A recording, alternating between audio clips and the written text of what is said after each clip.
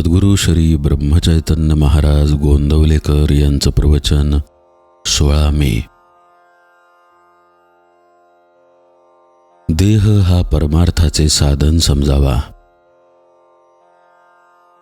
संतांचे काम तुम्हाला देहबुद्धीपासून सोडवणे हे आहे. तुम्हाला मुलगा देणे, तुमचे दुखणे बरे करणे म्हणजे विषय देणे हे नव्हे.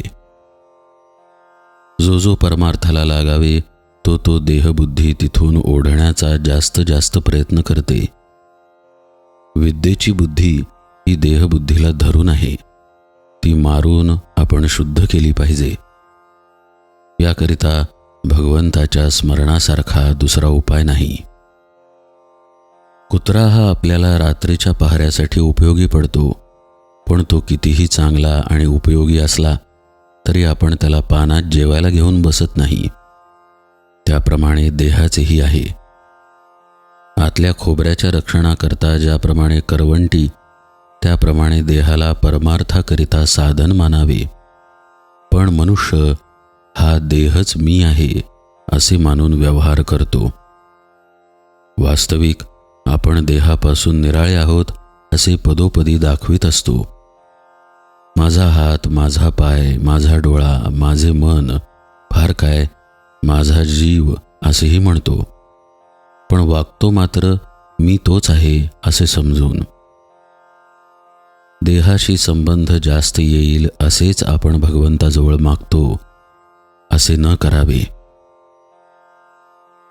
आपल्या देहावरचे प्रेम कमी होण्यासाठी दुसऱ्यावर प्रेम करायला लागावे.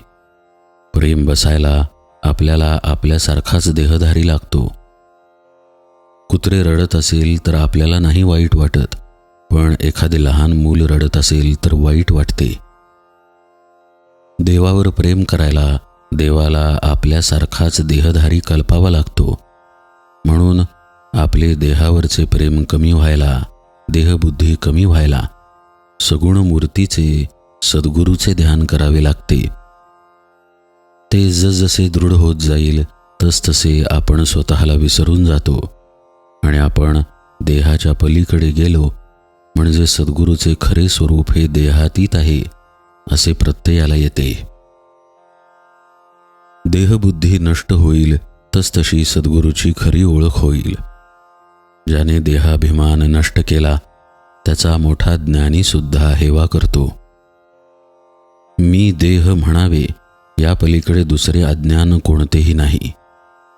मी भगवंताचा असून देहाचा म्हणणे यासारखे दुसरे खोटे नाही.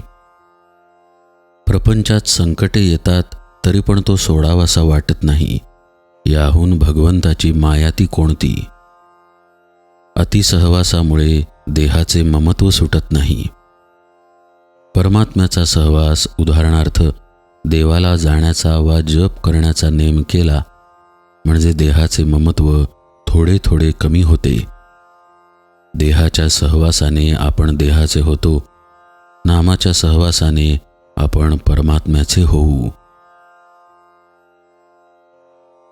भगवंताच्या स्मरणामध्ये देहबुद्धीचे मरण आहे. जानकी जीवन स्मरण जय जय राम.